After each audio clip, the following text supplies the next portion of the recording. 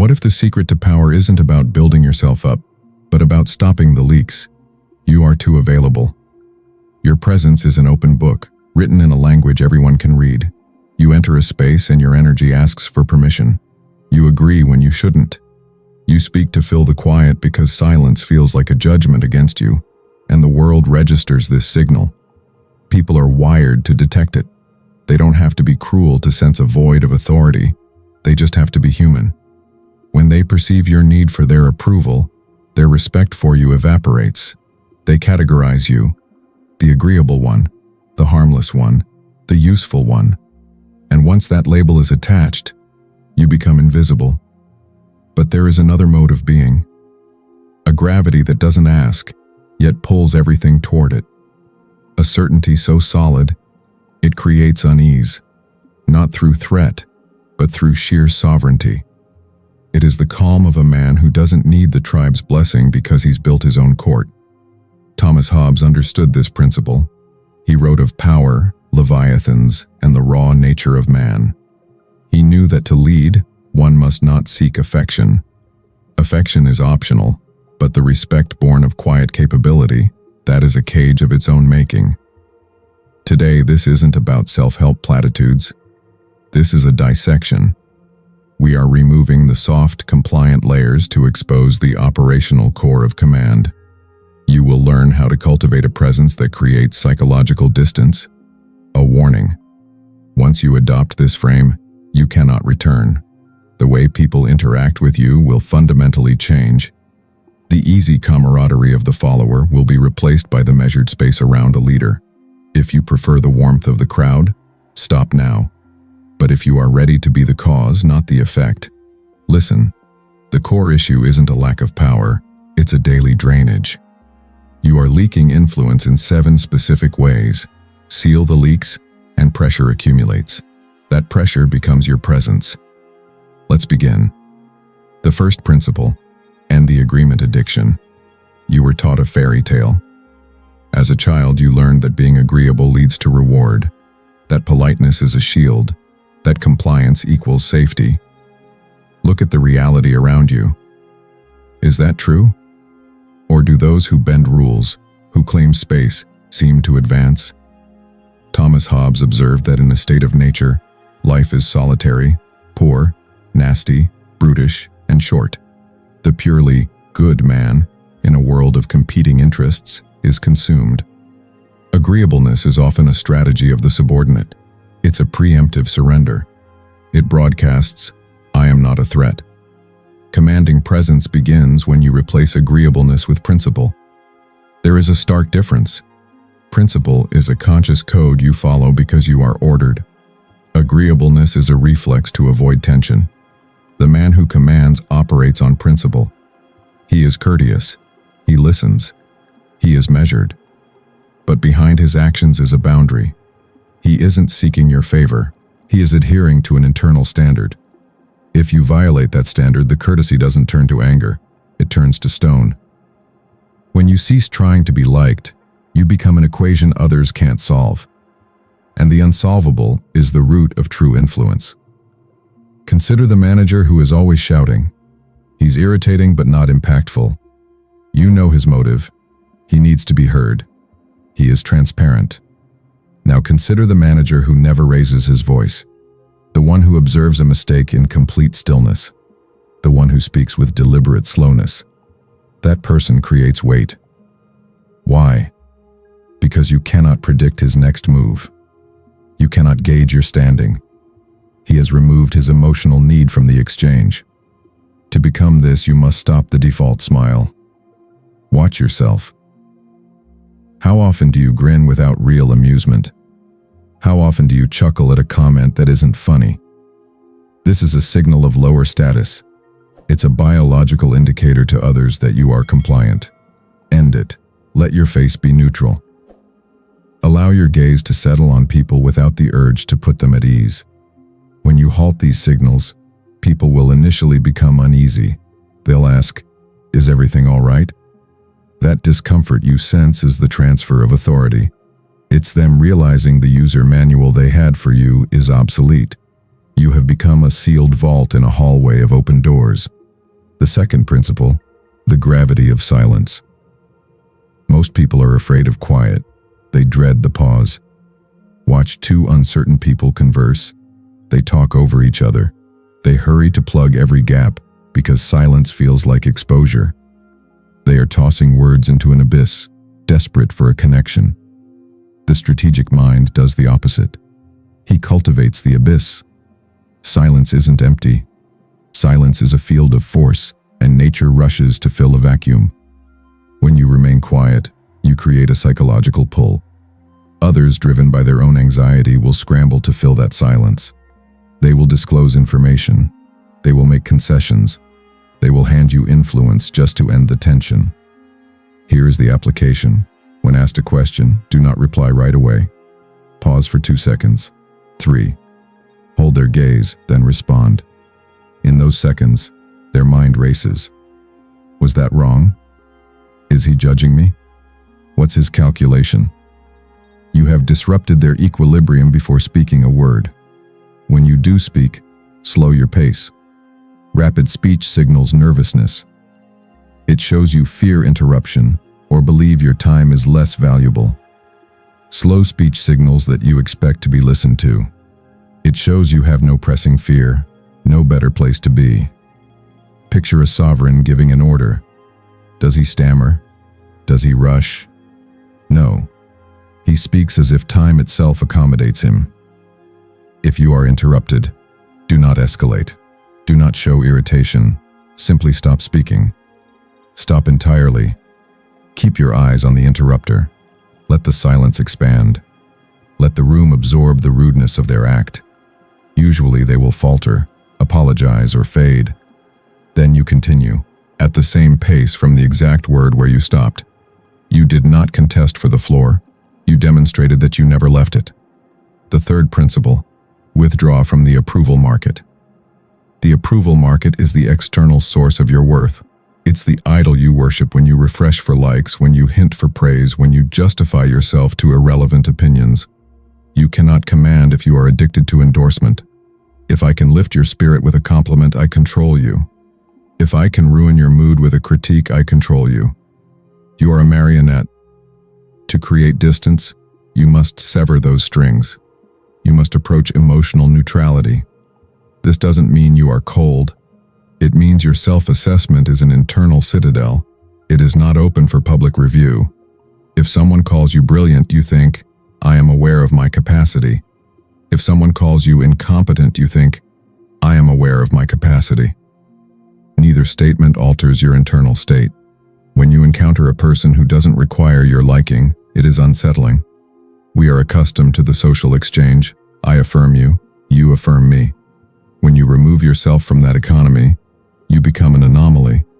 People will strive harder to win your approval. They may try to bait you into a reaction. And this is the examination. Thomas Hobbes understood that in a struggle for power, the provocateur will always find someone willing to be provoked. When you are tested, when you are insulted, your instinct is to retaliate, to clarify, to engage, resist. Defense implies the attack landed. Explanation grants the accuser a status they do not have.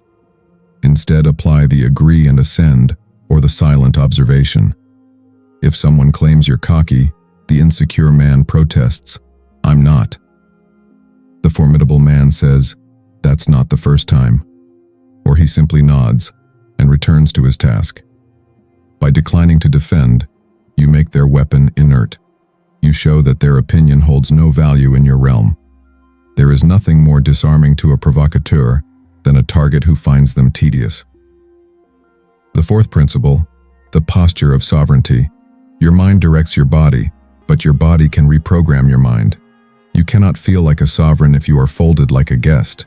You cannot feel substantial if you are minimizing your footprint. Notice how you are seated now.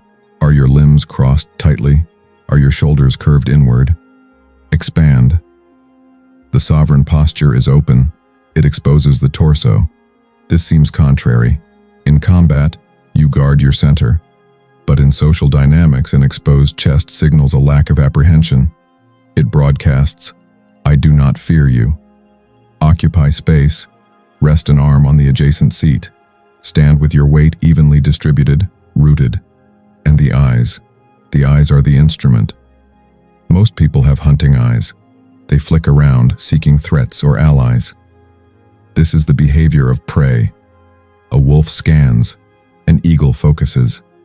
Train your eyes to move with purpose. When you look at something, truly see it. Lock in.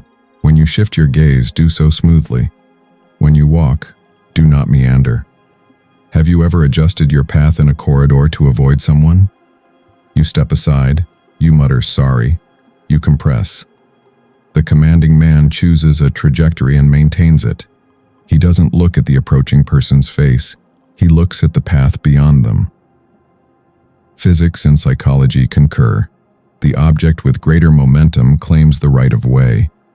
When you walk with definitive intent, people will instinctively yield.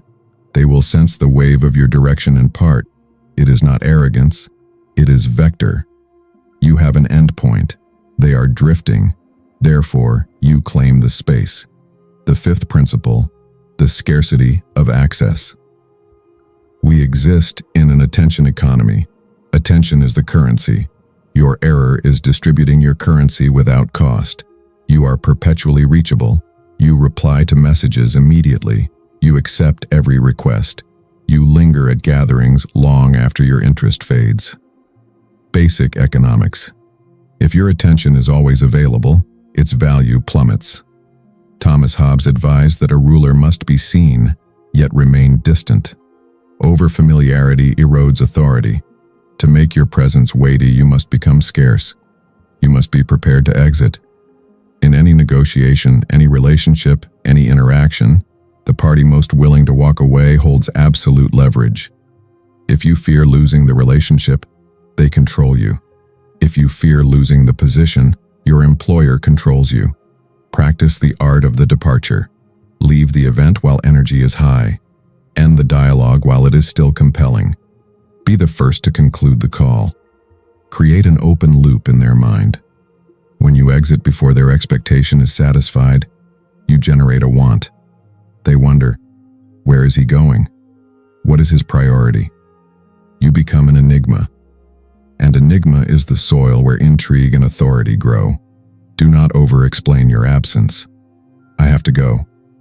Why? My time is required elsewhere. That is sufficient. The common man provides a schedule. I need to walk the dog and do groceries. Mundane, human. The consequential man simply withdraws into his purpose. This applies to emotional access as well.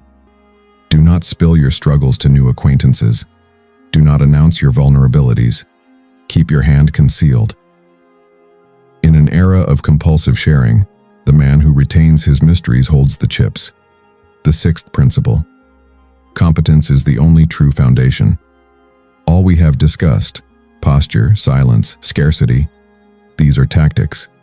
But tactics without a base are merely performance, and performance eventually fails.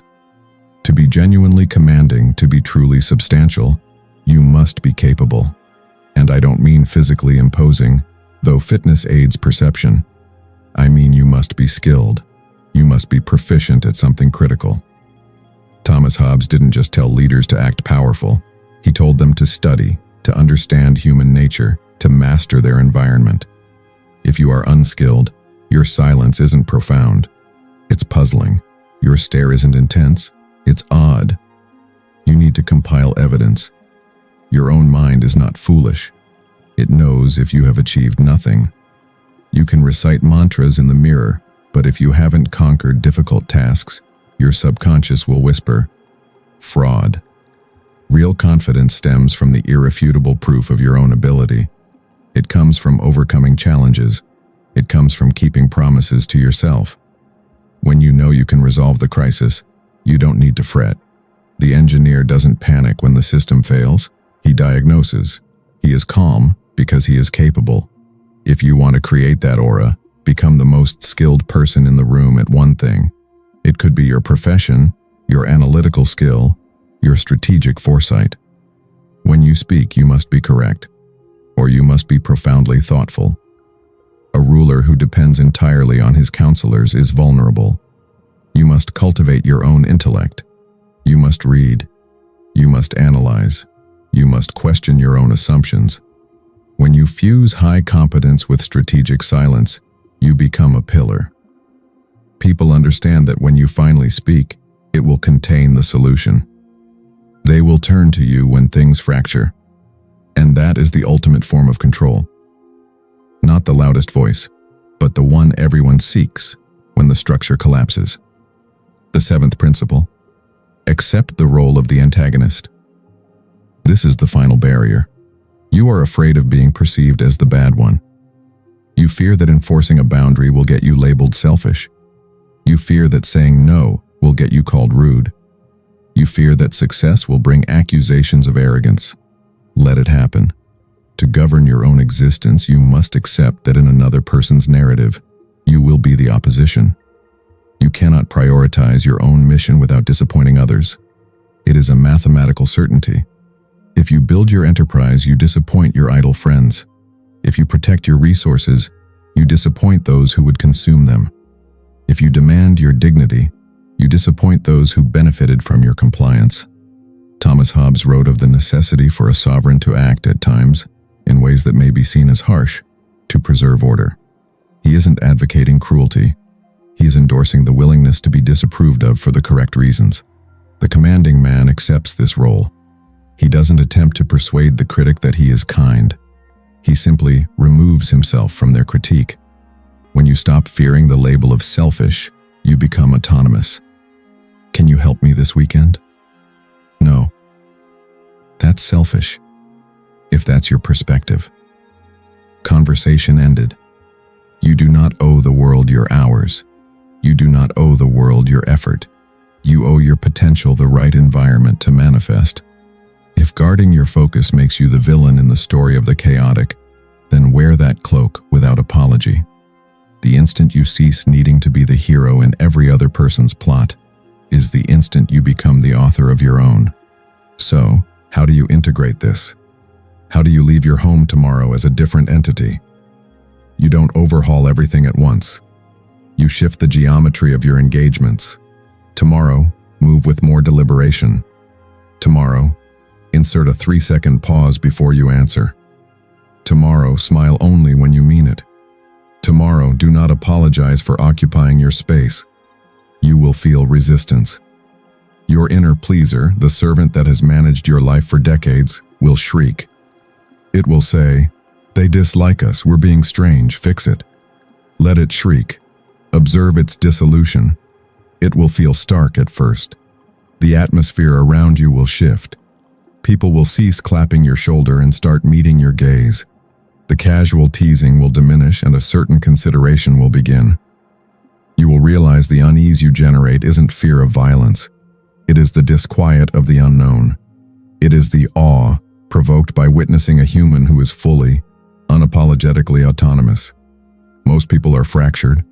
They are composites of expectations, past wounds, and social scripts. When they see an integrated person, a unified will, it disrupts them. It reflects everything they have surrendered. That is the power of the exception. You are not here to assimilate. You are here to become a monument, a fixed, undeniable point in a current of debris. Thomas Hobbes wrote not for the multitude, but for those with the fortitude to govern. Do you possess it? Command is not an emotion. It is a tool. Take hold of it. Use it to retire the servant. Use it to secure your domain. Become what they cannot ignore, so you can finally become the man you cannot disrespect. If this resonated with you, the strongest signal you can send is to like this video. It tells the algorithm that Mindshade Dynamic creates content worth watching. For those who understand this is just the surface, there is always more. The deepest patterns, the frameworks I can't detail here, they exist for those who look further. But for now, implement this. Start the shift.